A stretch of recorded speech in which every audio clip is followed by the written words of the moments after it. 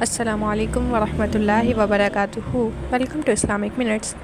آج کا ہمارا موضوع اس بات پر ہے کہ بینک انٹرسٹ یعنی سود کے بارے میں اسلام میں کیا حکم ہے۔ کچھ لوگ اسے ضروری یا مجبوری کے طور پر استعمال کرنے کا کہتے ہیں اور اسے جائز قرار دیتے ہیں، اور کچھ اسے مجبوری میں بھی کھلا گناہ سمجھتے ہیں۔ لیکن اس کی اصل حقیقت کیا ہے؟ قرآن و حدیث کے بارے میں اس کا کیا حکم ہے، اور ہم اپنی زندگی میں اس مسئلے سے کیسے بچ سکتے ہیں؟ آج کے دور میں تقریباً ہر شخص بینک سے جڑا ہوا ہے۔ گھر، گاڑی یا تعلیم کے لیے لون لینا ہو تو انٹرسٹ لازمی لگتا ہے۔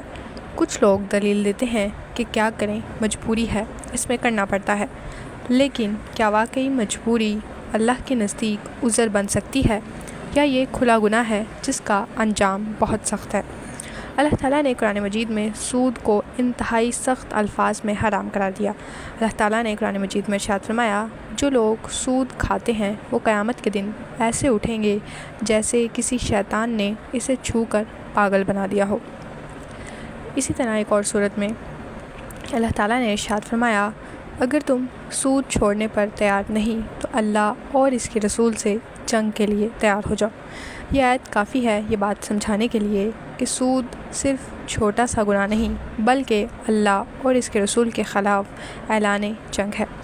رسول اللہ صلی اللہ علیہ وسلم نے فرمایا، اللہ نے سود کھانے والے، دینے والے، لکھنے والے اور گواہ بننے والے سب پر لعنت فرمائی ہے۔ یعنی صرف لینے والا ہی نہیں بلکہ دینے والا اور اس کا گواہ بھی برابر کے گناہ میں شریک ہوں گے۔ ایک اور حدیث میں آتا ہے، سود کا 1 درہم کھانا زنا کے 36 مرتبہ کرنے سے زیادہ بڑا گناہ ہے۔ یہ حدیث بتاتی ہے کہ سود کتنا بڑا اور ہولناک گناہ ہے۔ بہت سے لوگ کہتے ہیں کہ ہماری مجبوری ہے، ہم بغیر سود کے گھر یا گاڑی نہیں لے سکتے یا تعلیم نہیں پوری کر سکتے۔ لیکن ہمیں یاد رکھنا چاہیے کہ کیا قیامت کے دن یہ عذر چل سکے گا کہ اللہ ہمیں حالات کی مجبوری کی وجہ سے چھوڑ دیں گے؟ اللہ تعالیٰ نے ارشاد فرمایا، جو لوگ اللہ سے ڈرتے ہیں اللہ اس کے لیے راستہ نکال دیتا ہے اور اسے ایسی جگہ سے رزق دیتا ہے جہاں سے اس کا گمان بھی نہیں۔ یعنی اگر ہم اللہ کے حکم پر قائم رہیں تو اللہ پاک خود ہی ہمارے لیے آسانیاں پیدا کر دیتے ہیں اور ہمیں کسی حرام چیز کی طرف جانا نہیں پڑتا۔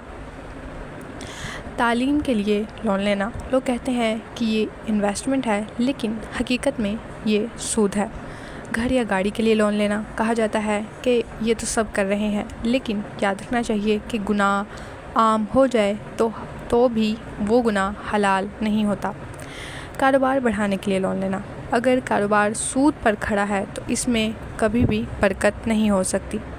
سود کبھی بھی مجبوری نہیں ہے بلکہ ہمیشہ کے لیے کھلا گناہ ہے۔ سودی لین دین کرنے والا دراصل اللہ اور اس کے رسول صلی اللہ علیہ وسلم کے خلاف اعلان جنگ کرتا ہے۔ حقیقی کامیابی سود سے بچنے اور اللہ پر بھروسہ کرنے میں ہے۔